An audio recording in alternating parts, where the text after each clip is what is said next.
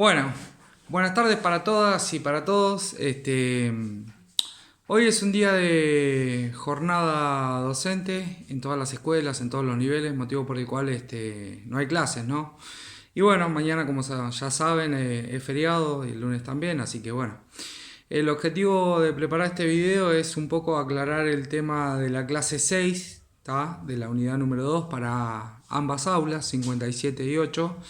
El tema que se titula Unitarios y Federales, dos posturas políticas del siglo XIX, es decir, del 1800. Surgidas de la Revolución de Mayo. También dos formas de ver un futuro país en lo económico y lo cultural, también en lo político, diría yo, en el título, que no lo he puesto. Vamos a tratar de que el video no sea tan denso y que no sea algo largo, sino aclarando principalmente los puntos que a mí me interesan que queden claros, por dos motivos: para que ustedes puedan realizar la actividad, pero también para que después haya un punto de conexión un poco más claro con la clase siguiente, ¿está? Como siempre hacemos, vamos a tratar de retomar un poco lo que vimos la clase pasada. Entonces, la clase pasada estuvo orientada a dos aspectos centrales. Uno era, en primer lugar, el tema de los tiempos históricos. Como ustedes recordarán, en historia los tiempos son muy diferentes a la concepción vieja que había sobre una historia progresiva, lineal y fija, ¿tá? Esa herencia que venía desde lo biológico, como recordarán.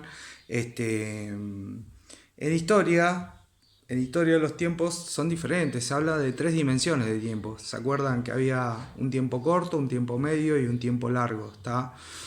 Yo puedo hacer una progresión de temas fecha por fecha, ¿está? Como para entender o explicar la historia, pero también tengo que nunca olvidar que siempre hay otras dimensiones de análisis en historia.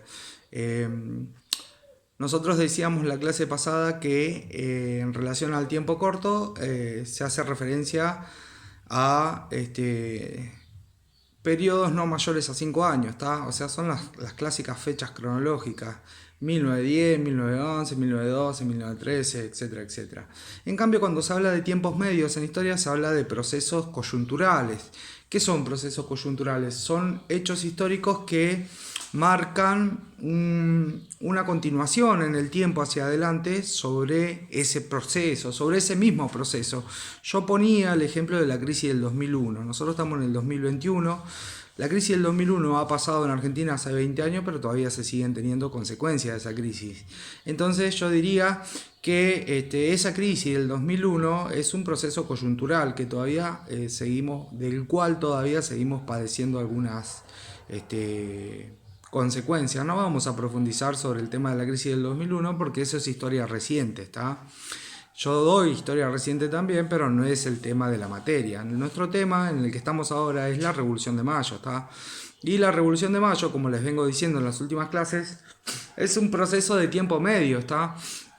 Es decir, ¿qué pasa en la Revolución de Mayo? Y bueno, comenzamos a independizarnos de España, pero el problema no termina ahí, al contrario, empieza ahí, ¿está? Durante 70 años, en los 70 años siguientes, de 1810 a 1880, todo este territorio del Virreinato del Río de la Plata, que va a pasar a llamarse República Argentina, va a llevar un proceso muy denso de armado, digamos. Van a haber muchas luchas internas, muchos desacuerdos. Pero ¿por qué pasa eso? Porque nosotros no éramos un país independiente en primer lugar, y en segundo lugar, políticamente, económicamente, y yo diría también hasta en alguna medida culturalmente, estábamos organizados por España. Entonces, 1810, ¿qué va a plantear desde el punto de vista de tiempo medio y de coyuntura? Es decir, coyuntura entendida como una combinación de factores y circunstancias que se van a alargar a lo largo del tiempo para adelante. ¿Qué va a plantear? Y el armado de un país que no existe, ¿está? ¿Existían sentimientos americanos, sentimientos de pertenencia a esta tierra? Sí existían. Lo que no existían eran los estados propiamente dichos. Entonces, 1810 va a marcar ese problema, ¿está? Esta actividad está orientada a trabajar y estudiar un poquito más en profundidad dos ideas políticas que van a surgir de ese 1810, de esa Revolución de Mayo, de esa independencia que vamos a hacer de España. Y en segundo lugar, habíamos hablado en la clase pasada desde el aspecto geográfico, ¿está?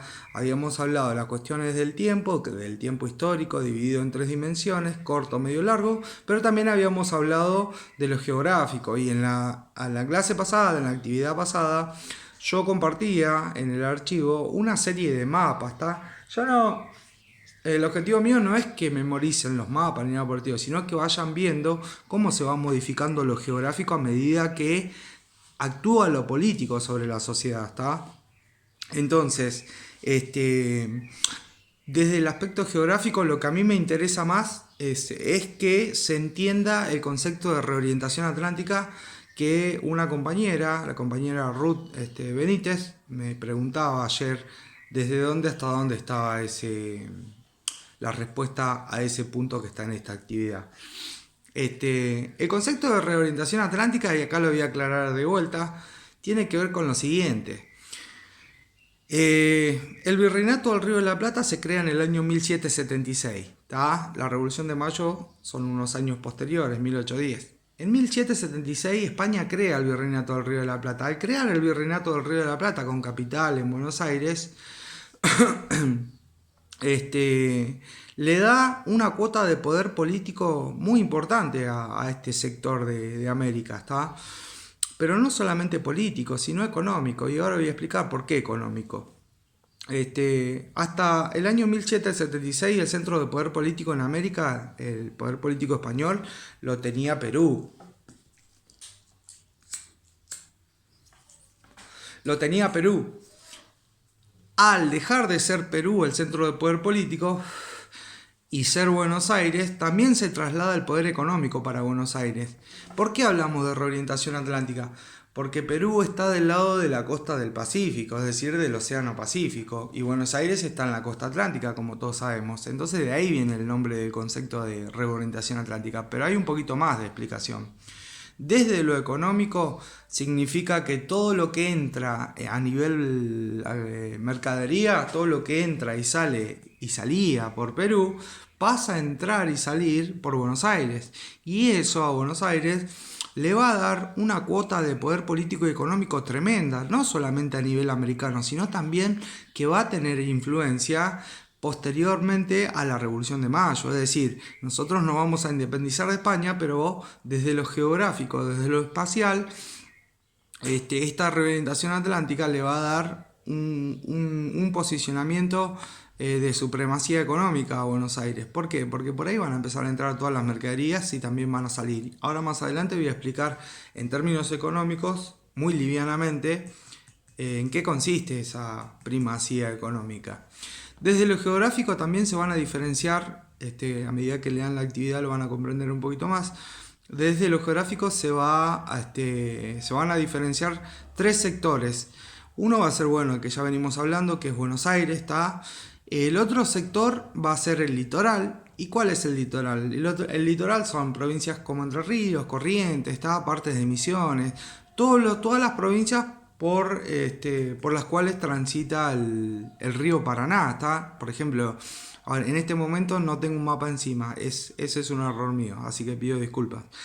Pero, por ejemplo, la provincia de Entre Ríos está circundada al este y al oeste por el río Uruguay y el río Paraná, ¿está? Por eso se llama Entre Ríos, está llena, es una provincia llena de ríos, seguramente alguno la conocerá, está muy cerquita de acá. Yo he ido varias veces, es una provincia muy linda. Bueno, Corrientes y Misiones, eso sería, y parte de Uruguay, porque Uruguay todavía no estaba conformado, eso sería lo que se conoce en historia como el litoral. Y la tercera zona geográfica que se va a entrar con cierta cuota de protagonismo a partir de 1810 en esta lucha, porque se va a provocar una lucha ideológica, política y económica. El otro sector va a ser el interior. Cuando nosotros nos referimos o cuando lean el interior del país, el interior es el interior conocido, ¿está? No son todas las provincias. Sacando el litoral, es decir, sacando Entre Ríos, Corrientes, Misiones y Buenos Aires, el interior son el resto de las provincias que estaban conquistadas en ese momento. Porque acá hay otro tema. Por ejemplo, todo lo que es el sur y la Patagonia no existía todavía, ¿está? No existía para la Argentina, no era Argentina, era un territorio no conquistado. Eso se va a conquistar recién pasado muchos años después de 1810.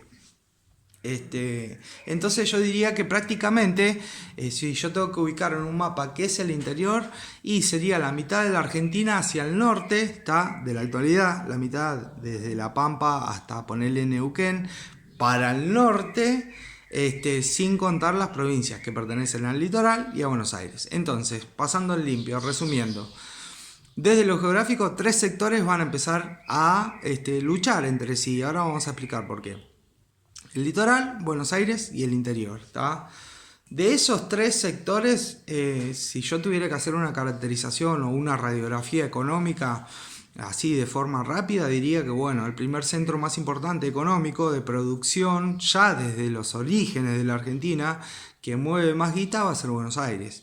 Bueno, ¿a través de qué? De la ganadería, no tanto de la agricultura, más de la ganadería. ¿Está? La agricultura en Buenos Aires se presenta para esta época, principios del 1800 o siglo XIX. La agricultura se presenta en zonas como por ejemplo Luján, toda la zona norte de Buenos Aires. Hacia el sur, muy posteriormente va a empezar a desarrollarse la agricultura. Más era el tema de la ganadería, pero pasado el siglo, entrado ya el siglo XX, Buenos Aires va a ser una provincia que se va a dedicar de lleno a las dos actividades, a la agricultura y la ganadería. Por cuestiones de clima, por cuestiones de geografía, el litoral es muy parecido, va a ser muy parecido a Buenos Aires, ¿está? Con la diferencia que, por ejemplo, en provincias como Entre Ríos se va a practicar más agricultura que en Buenos Aires, pero con el tema de la ganadería, para esta época están casi iguales. Y en el interior, cuando nos referimos al interior desde el punto de vista económico, es un poco diferente, es más diversa. Por ejemplo, encontramos lo que hoy tenemos en Mendoza. ¿Qué tenemos? La producción vitivinícola de vinos, tenemos producción de frutos secos, tenemos producción de aceituna, está en la zona de Cuyo, estoy hablando de San Juan, Mendoza, todos esos lugares. Y tiro un dato, el clima de esas provincias, desde lo geográfico, el clima de Mendoza, San Juan, toda la zona cuyana es muy parecido al clima griego de Grecia, y no es casualidad que en climas como Cuyo, como Grecia, que son climas de corte árido, en geografía se dice clima árido, en los climas áridos siempre se cultiva el vino, las aceitunas, algunas frutas secas, etcétera, etcétera. Después tenemos, en relación al interior, yo diría, tenemos la cría de mulas en Córdoba y Tucumán, ¿tá? Y después tenemos producciones de ropa muy arcaicas, imagínense que estamos hablando del 1800, ¿tá? Estamos hablando de telares que muchas veces pertenecían a telares que habían sido fabricados por indígenas, ¿tá? Entonces había una producción muy pobre en lo que era la Argentina de ese momento. El fuerte lo va a ser durante muchas décadas de Argentina. El fuerte va a ser la agricultura y la ganadería, y aún así dentro de la agricultura van a ser pocos productos. Si yo tuviera que pensar la Argentina de la actualidad en relación al 1800, no ha cambiado mucho, y diría que hoy estamos peor. ¿Por qué? Y porque por ejemplo, desde el punto de vista de la agricultura, se está produciendo una intensificación de la agricultura de la soja, ¿tá? ¿Y la soja qué es? La soja es un producto que, por la tecnología que se usa para practicar esa agricultura, termina matando la tierra. Es muy nociva para la tierra la agricultura, porque por ejemplo le tiran glifosato. No sé si alguna vez lo escucharon.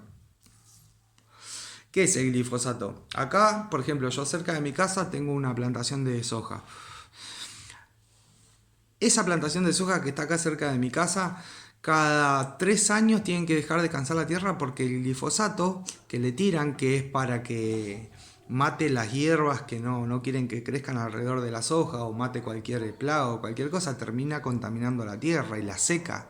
Cuando dejan descansar cada 3 años la tierra, acá en este lugar que yo les comento, ustedes ven la tierra y queda toda cuarteada como si fuera un desierto, ¿está? Queda seca porque le sacan los minerales, la contamina, etcétera, etcétera. Entonces, digo, por no divagar tanto, si yo tuviera que hacer una comparación entre la actualidad y el pasado, no estamos muy lejos, ¿está? Pero estas son cuestiones que vamos a volver a retomar cuando veamos modelo agroexportador y ahí vamos a ver economía pura.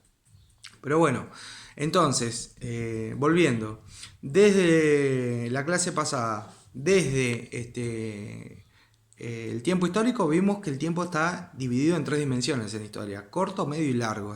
Los tiempos de larga duración son aquellas manifestaciones ideológicas de la humanidad, como la religiosidad, la espiritualidad, el amor, que siguen estando pese a que cambien las generaciones o a que vaya evolucionando la sociedad. Y desde lo geográfico, entonces, 3 zonas bien diferenciadas para analizar el siglo XIX en Argentina: Buenos Aires, el litoral y el interior. Yo en esta clase 6, en esta actividad, pido que ubiquen estas zonas en un mapa. Es una actividad, sinceramente, es una actividad media pedorra, que uno se ponga a hacer en un mapita estas provincias, marcar. Es pedorra, pero saben que sirve porque cuando yo me pongo a marcar la zona geográfica, eso queda en la memoria, ¿está? Y a veces un cierto grado, una cierta cuota de memoria es importante para tener presente de qué lugares estamos hablando. Bien, esto pretendió ser una introducción retomando lo que vimos en la clase pasada. Vamos al meollo de la cuestión, para no hacerlo tan largo también. Van a encontrar en la actividad un breve repaso, ¿está? Un breve repaso de lo que pasa desde 1810 acá, vamos a llamar Argentina, y lo que va pasando también en España y sobre por qué se produce la Revolución de Mayo, ¿está? A mí mucho no me interesa en el tema de las fechitas y la cronología, a mí me interesa que se entiendan los procesos, ¿está? Entonces, una forma de entender una parte del proceso político que se abre con la Revolución de Mayo es entender qué ideas políticas surgen y qué ideas políticas van a surgir. El unitarismo y el federalismo. Bien, ¿qué es el unitarismo? Yo detallé acá, cuando ustedes vayan a leer, se van a dar cuenta que yo lo detallé, lo resumí, traté de hacerlo lo más simple que pude, ¿está? El unitarismo toma como modelo a Gran Bretaña y a Francia. ¿Qué quiere decir eso? Que estos tipos, los llamados unitarios, veían en Europa, en ciertos países de Europa, un futuro para nosotros, ¿tá? No pensaban en lo que teníamos acá, sino que se veían en el espejo pensando en países europeos como Gran Bretaña y Francia. Desde lo económico, el unitarismo, ¿qué va a defender? Y acá viene un concepto importante sobre el que vamos a volver muchas clases. Desde lo económico van a defender al liberalismo económico, ¿está? ¿Y qué es el liberalismo económico? Es la libertad de comerciar, sin ningún tipo de restricción. ¿Qué quiere decir esto? Que si yo soy un unitario que está en el gobierno de Argentina, no tengo que tocar ni restringir la actividad comercial para nada, ¿está? Y acá empiezan los problemas. ¿Por qué? Por lo siguiente, voy a poner un ejemplo. En Mendoza, desde años inmemoriales, desde antes de 1810, se produce vino. Está vino, aguardiente, etcétera, etcétera. En Catamarca también se produce aguardiente, en San Juan también se producen vinos, pero son de menor calidad los de San Juan. El aguardiente se hace tanto en Mendoza como en Catamarca. Obviamente estoy hablando de escabio, así que no se rían, porque más de uno toma cerveza. Bueno, ¿qué es el liberalismo económico entonces? Es que nadie ponga traba a la economía. Ahora, si yo soy un productor de vino de Mendoza, escuchen lo que voy a decir. Si yo soy un productor de vino que produce vinos en Mendoza, y vamos a poner un ejemplo ficticio, pero que en realidad va y ha sido real y es real. Ficticio en cuanto a números. Si yo soy productor de vino y después de fabricar un litro de vino, yo la botella la tengo que vender a 70 pesos, ¿tá? Lo tengo que vender a 70 pesos, menos no lo puedo vender. ¿Por qué? Porque dentro de esa fabricación, de esa producción, de ese litro de vino, yo tengo que pagarle al que me pisa las uvas, al que me cosecha las uvas, al que me embotella el vino, al que me cuida la producción de vino, bueno, toda la cadena de producción, ¿tá? Yo para poder recuperar todo lo que gasté y ganar unos mangos, lo tengo que vender a 70 pesos. Bien, ¿cuál es el problema con el liberalismo económico de los unitarios? Los unitarios generalmente estaban en Buenos Aires. ¿Cuál es el problema para este productor de vino? El problema es que al no tocar, al pensar que no hay que tocar el comercio, entonces cuando venían los vinos de España, ¿tá? Por ejemplo, cuando venían los vinos de Francia y llegaban al puerto de Buenos Aires, esos vinos no costaban 70 pesos. Esos vinos costaban, ponele, 35 pesos, 40 pesos, aún con el costo de traslado en barco de Europa a América. Eran muy baratos.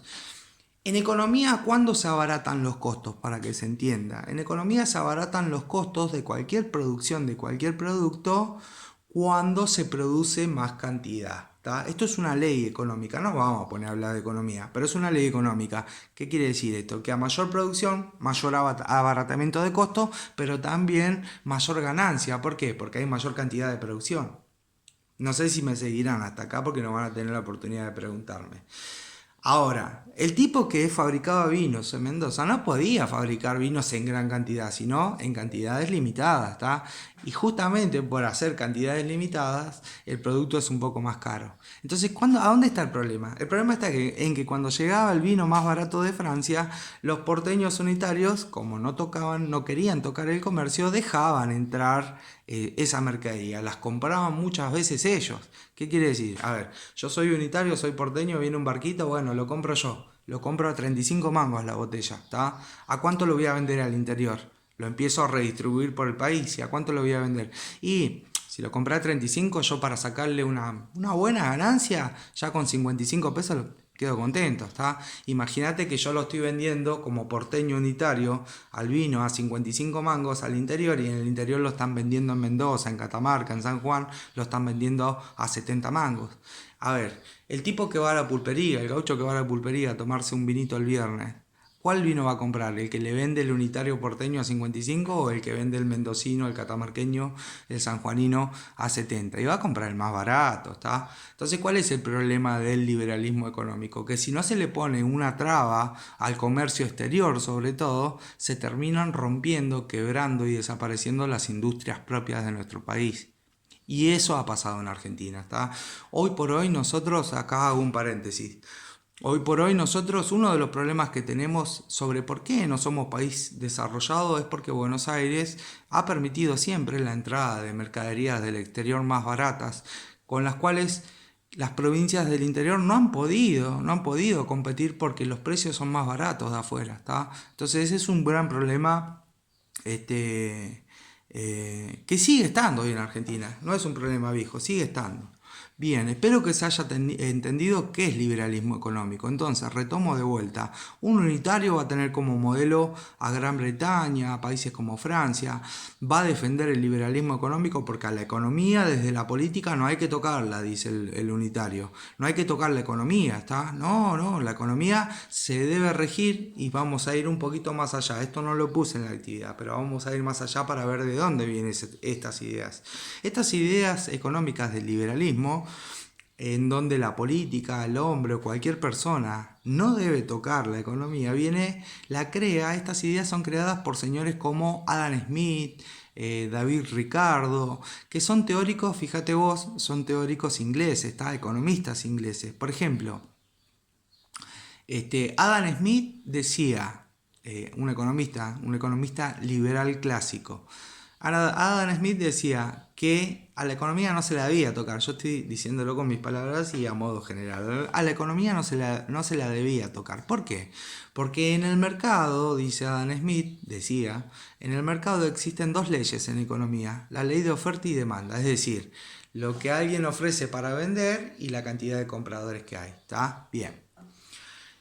Va a surgir otro chabón o otra mujer que haga el mismo producto que yo. Y van a surgir 10 más. Entonces, entre todos vamos a competir, dice Adam Smith.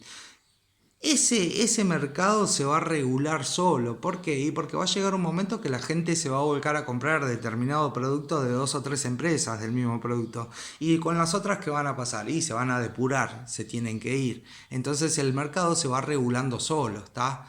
Mientras tanto, que pase lo que pase, ¿está? A ver, si cierran 7 empresas porque yo dejo la economía librada al azar. Si cierran 7 empresas y eso implica que quedan en la calle 700 personas porque atrás de cada trabajador hay 4 o 5 integrantes de la familia, y no importa.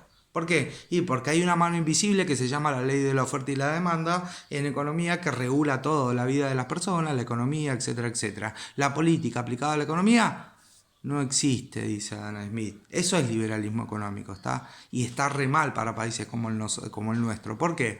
Porque países como el nuestro son débiles a nivel productivo. Entonces, si nosotros no ponemos barreras comerciales a ese liberalismo económico, nunca vamos a crecer. Este es un problema que ya se planteaba cuando comenzaba la Revolución de Mayo y sigue estando ahora. Bien, vamos al aspecto cultural del unitarismo. Desde el aspecto cultural, la base del unitarismo va a ser este libro. A ver si se ve al revés. Se va a ver. No, bueno, ahí. Este libro es uno de los libros de Domingo Faustino Sarmiento. Se llama Facundo. ¿Está? Facundo, civilización o barbarie. Esto lo vamos a volver a retomar en la unidad siguiente. Desde el punto de vista cultural, ahora voy a hacer un comentario sobre el libro, pero desde el punto de vista cultural, el pensamiento de los unitarios argentinos era un pensamiento europeocentrista, ¿tá? Pensaban en Europa, eran tipos o sea, la mayoría plagados de plata, llenos de guita, ¿tá? Que no pensaban en lo más mínimo en nosotros, sino que mirando a ver cómo evolucionaban los países europeos para copiarlos. Y dentro de eso copiaban también el mismo comercio que a los europeos les convenía, porque a los europeos les convenía que nosotros no le pongamos restricciones comerciales, que no le pongamos barreras comerciales. Que, a ver, si nosotros hubiéramos tenido otro modelo de país, y acá estoy haciendo futurología que no existió, pero si hubiéramos tenido otro país y le hubiéramos puesto barreras arancelarias a esos productos para dejar crecer a los productos de nosotros, y no sé qué hubiera sido la Argentina, hubiera sido una potencia. Eso sin la menor duda lo digo. Pero no se le pusieron nunca restricciones al comercio exterior, entonces nosotros nunca pudimos desarrollarlo porque los productos que teníamos con maquinarias pobres, con poca gente, eran empresas que no podían competir con los precios de las mercaderías que venían de afuera. ¿Quién tiene la culpa? Buenos Aires. Bien. Vuelvo al aspecto cultural. El aspecto cultural unitario es un aspecto europeo, está europeocentrista, se dice también. Este libro que yo les mostré recién, Facundo, el libro de este muchachito, Domingo Faustino Sarmiento, es un libro en donde plantea una explicación de la Argentina en base a una idea que estaba de moda en el siglo XIX. Y la idea era que la siguiente, la idea era que el medio en donde se desenvuelve un ser humano, ¿tá? El medio lo termina configurando a ese ser humano desde el punto de vista moral, desde el punto de vista ético y desde el punto de vista intelectual también. Entonces, si el medio ambiente nos configura a nosotros, ¿qué decía? Estas ideas vienen de otros teóricos europeos, pero no nos vamos a meter. Entonces, si el medio ambiente nos configura a nosotros como sociedad, Sarmiento decía, entonces el que vive en el campo, o sea, la gente del interior y del litoral, son gente atrasada. En cambio, los que viven en la ciudad, ¿tá? Como Buenos Aires, son gente adelantada. Eso es civilización o barbarie, ¿tá? La civilización entendida y la barbarie entendida como sociedades medidas y entendidas en base al avance tecnológico, pero sobre todo medidas en base a la relación que tienen con el medio. Entonces decía Sarmiento en Facundo, el gaucho, el caudillo, el gaucho del interior, ¿tá? Ese gaucho que se hace en el medio de la pampa, ¿tá? O en los desiertos, es un tipo que no piensa, ¿tá? No sirve para el desarrollo de la Argentina. Ese es un pensamiento europeo. Eso expone acá en el Facundo. En cambio, el tipo de la ciudad es un tipo con todas las luces en la cabeza, ¿tá? es una forma de discriminación, hoy por hoy sí es una forma de discriminación, ¿tá? Pero en ese siglo XIX eran ideas científicas estas, aunque cueste creerlo. Había toda una justificación científica de cómo el medio terminaba configurando las sociedades. Hoy eso no existe, ¿tá? Pero fíjense ustedes que todavía se sigue pensando en Argentina estas cosas que son del siglo XIX y no sabemos que vienen de ahí. Por ejemplo, muchas veces, yo vengo del interior, ¿tá? Vengo de Mendoza, pero sacando mi experiencia personal, que tengo millones de ejemplos, me he cansado de escuchar de boca de gente de acá, de Capital, ¿tá? Porteños, los clásicos llamados porteños, ¿no? Pero porteños, los que viven cerca del puerto. Me he escuchado me he cansado de escuchar de hablar cómo se habla de la gente del interior, ¿tá? Todavía sigue habiendo una percepción como que la gente del interior es campechana, viene a burrear o muchas cosas así en términos discriminatorios. Y estas son ideas culturales que han sido formadas por la clase alta unitaria después de la Revolución de Mayo y todavía siguen estando en nuestra sociedad, aunque sean a modo de joda o no, siguen estando. Y estas cosas también son de larga duración, las ideas, las ideologías, etcétera, etcétera. Bien, de los unitarios, básicamente a mí me interesa que en esta actividad se entienda esto de los unitarios, que son amantes del liberalismo económico y que el liberalismo económico ha sido la muerte no solo para las provincias del interior de Argentina, sino para muchos de los países latinoamericanos que se independizaron después de España. Bien, paso a los federales. A diferencia de los unitarios, los federales defendían una forma de organización política, digamos, que pensara en la soberanía de cada territorio del país. Es decir, si bien los unitarios pensaban en la formación de un país, ellos pensaban en la formación de un país, pero el poder debía estar centralizado en Buenos Aires para los unitarios. En cambio, los federales decían, nosotros también queremos un país, después de 1810. Nosotros también queremos un país, pero el país lo queremos dividido en partes iguales de poder, ¿tá? Y cuidando la producción, sobre todo, cuidando la poca producción que teníamos, ¿tá? Entonces, no van a estar a favor los federales de el libre comercio o el liberalismo económico, que es lo mismo, ¿tá? Van a pensar mirando desde acá para afuera. Y la mayoría de los federales, acá en Buenos Aires van a haber federales importantes que vamos a ver, pero la mayoría de los federales estaban en el interior y en el litoral, ¿tá? Eran tipos que políticamente estaban en contra del liberalismo económico y querían la formación de país, sí, querían una formación de país, pero un país para todos, no un país para pocos como pretendía Buenos Aires con los unitarios. Entonces, desde el aspecto cultural, la diferencia que ellos van a tener con el unitarismo es que si el unitarismo va a mirar para Europa, es decir, lo que hagan ellos lo copiaban acá, lo que hacían ellos lo copiaban acá, los unitarios porteños, ¿está? Si en Europa se tiraban un pedito y el pedito era que se ponía de moda, y bueno, acá también hay que tirarse un pedito. En cambio los federales no, los federales van a pensar más en lo autóctono, ¿está? Y bueno, y reflexionar sobre lo que nosotros tenemos. ¿Qué tenemos? Tenemos gauchos, tenemos criollos, tenemos mucha influencia indígena. ¿Qué tenemos? Y somos lo que somos, y a partir de ahí hay que construir el país, ¿está? Van a haber muchos federales muy importantes en Argentina, federales muy intelectuales. Uno de ellos va a ser Dorrego. A Dorrego lo matan, después vamos a volver a ver esto, por qué lo matan a Dorrego. Dorrego, para que se den una idea, era un federal que se educó en Estados Unidos, en una universidad estadounidense. El tipo era de guita, obviamente, fue para allá con la familia, vino para la década de 1820, volvió y empezó a hacer política con ideas federales porque el federalismo en Estados Unidos, originariamente el imperio estadounidense se formó sobre el federalismo. Por eso es que hoy por hoy ustedes se escuchan en la tele o en cualquier lugar el estado de Utah, el estado de California, y siempre hablan con una importancia tal de cada estado como si fuera un país dentro de un país, ¿tá? Sin embargo, es un país que está federalizado. Ahora, la diferencia entre Estados Unidos y nosotros es que cada provincia de ellos, que en realidad son estados, ¿tá? Cada provincia de ellos tiene una autonomía tremenda, hasta el punto tal de que, por ejemplo, pongo un ejemplo así que se me ocurre porque vino ahora, es relativamente nuevo. Hay estados en donde ya se aprobó la venta de marihuana, digamos, legal para fumar, y hay estados que no, tienen esa libertad entre ellos, está constitucional.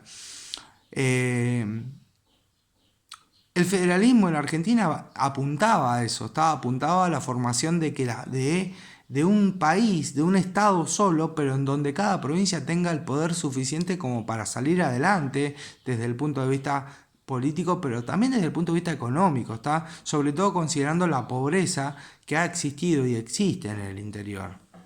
Bien, no sé si quedará alguna duda hasta lo que voy hablando acá. A diferencia del unitarismo, que en lo económico el unitarismo va a ser amante del liberalismo económico, el federalismo va a defender el proteccionismo económico, ¿está? ¿Y qué es el proteccionismo económico? Es todo lo contrario, yo lo trato de decir con palabras simples. ¿Qué es el proteccionismo económico? La misma frase nos está diciendo, proteger la economía. ¿Y qué es proteger la economía? Proteger la economía es, sigo con el ejemplo del viñatero, del tipo que hace vino. Proteger la economía significa que en vez de dejar entrar a ese vino francés a 35 mangos para que me tire la producción de ese productor de vino que está en Mendoza y que lo debe vender a 70 pesos, en vez de matarle la producción al mendocino y dejar entrar mercaderías, no es que los federales no quieren que entre mercadería, sí que entre, pero antes que entre a ese vino francés y hay que cobrarle mínimo 40 pesos. ¿Por qué? Si yo le cobro 40 pesos por botella al francés que quiere ingresar a Argentina, en vez de venderlo a 35, lo va a vender a 75. ¿Tá? Hasta acá estoy haciendo números fáciles. El tipo me lo vendía originariamente con los unitarios a 35 pesos al vino, el francés. ¿Tá? Si hay un federal en el gobierno de Buenos Aires o en el país, ¿qué va a hacer? No la va a dejar entrar a la botella a 35, le va a poner un impuesto para que el tipo suba la botella y la va a tener que subir si quiere pagar los impuestos. Entonces la debe subir a 75 mangos, ¿está? El tipo que la compra en Buenos Aires, el porteño que la compra a 75 mangos, va a elegir si comprar esa a 75 mangos o al mendocino a 70. Y ahí ya el panorama tiene otro color. ¿Por qué? Porque ya al ser más caro el producto que pretende entrar de afuera, al ser más caro, quien la quiera comprar para revenderla en el resto del país la va a pensar dos veces. Entonces, en vez de comprar afuera, ¿a dónde va a comprar? Adentro, consuma lo nuestro. Esto es más viejo que la carapela, ¿está? Me acuerdo de un ejemplo ahora. Y como siempre me gusta divagar y que ustedes se rían, porque calculo que más de uno se está riendo ahora de mi chiva, por ejemplo. Me acuerdo de un ejemplo posta. Me acuerdo de un ejemplo de hace un par de años. Tenía una compañera en una escuela que era esa compañera, viste, cheta. ¿Viste la gente cheta? No sé. No sé, a ver qué entenderán ustedes por cheto. Para mí cheto es la persona que siendo de clase media o clase media baja cree que es clase alta, entonces adopta muchos comportamientos culturales de una clase a la cual no pertenece. Eso es ser cheto. Es decir, ay no, yo ni loco me voy a bailar, no sé, al Monumental de Merlo. Yo siempre voy para, no sé, Parque Leluar. Eso es ser cheto para mí. Esta piba era cheta, ¿está? Una compañera, profesora. Entonces un día me dice, estábamos durante el gobierno de Néstor y Cristina, después del 2005, pasaba el 2005. Entonces un día estábamos en la sala de profesor y me dice, ay boludo, no sabés, qué sé yo, que bla, bla, bla, bla, bla. Y la cuestión es que la mina había empezado a comprar por internet en Inglaterra, ¿está? Se había comprado un tapado de cuero, re tapado, porque estaba muy bueno, un tapado de cuero, un pantalón de jean y unas botas de no sé qué material, ¿tá? La había comprado, suponete, no recuerdo bien el número, la había comprado, 7 lucas en ese momento, a las tres cosas. Y no sabés, boludo, me dice, yo me fui a averiguar a Capital, me caminé toda Capital, por las tres cosas, no sé, le salía el doble, una cosa así, era real eso, ¿está? Era real. Era real la diferencia de precio, es decir, acá en Buenos Aires si la compraba en Capital a esas dos prendas y el calzado le salía el doble que comprándola por internet en Inglaterra y pagando gastos de envío y todo lo que vos te puedas imaginar, pagaba la mitad.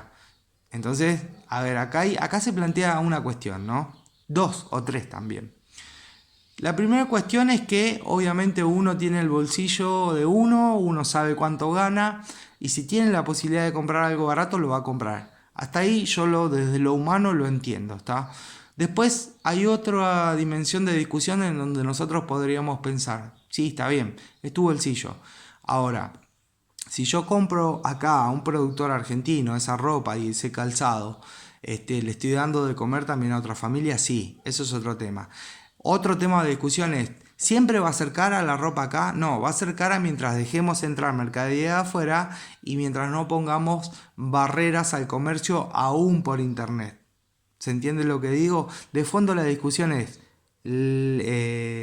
libre cambio, ¿está? Liberalismo económico o proteccionismo económico. Siempre de fondo es esa la discusión en lo económico. Esto ya se plantea desde 1810. Algún economista que ya murió, un economista que yo he leído bastante, que se llamaba Aldo Ferrer, tiene un libro muy lindo escrito de economía que se titula Vivir con lo nuestro. Y de fondo se plantea este dilema, consumir acá o consumir afuera más barato. Y bueno, y acá otra línea de discusión también o de análisis. Si uno piensa un país para sus futuros nietos y habría que hacer un esfuerzo, ¿está? De invertir en cosas de nosotros. Pero bueno, esto es un tema, ¿está? La mayoría de la gente piensa en el bolsillo de uno, ¿está? Yo también lo pienso en el bolsillo de uno, ni en pedo compro afuera, nunca he comprado afuera ni nada por el estilo. Pero como todo el mundo pienso en el bolsillo mío y trato de cuidar la moneda, ¿no? Como toda persona común y corriente. Entonces, de fondo también es un problema cultural, ¿está? El problema cultural que existe es en no valorar las producciones nacionales, ¿está? Bueno, no me quiero ir más de tema, no me quiero ir más allá de lo que es el tema de esta actividad. En líneas generales, para concluir, porque ya voy 41 minutos, en líneas generales, esta actividad va a hablar sobre este tema, ¿está? Unitarismo, federalismo, liberalismo económico, proteccionismo económico. Cuando vayan a hacer la actividad, perdón, recién termino de comer y es diferente el video al audio.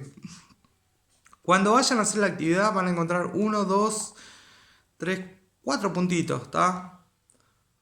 5 puntitos. ¿En qué va a consistir? El primer punto hay un cuadro de triple entrada en donde ustedes tienen que poner cuáles son las ideas principales del unitarismo, del federalismo, cuáles las ideas económicas y cuáles las ideas culturales, ¿está? Algo de eso hablé al principio del video, también está en el texto.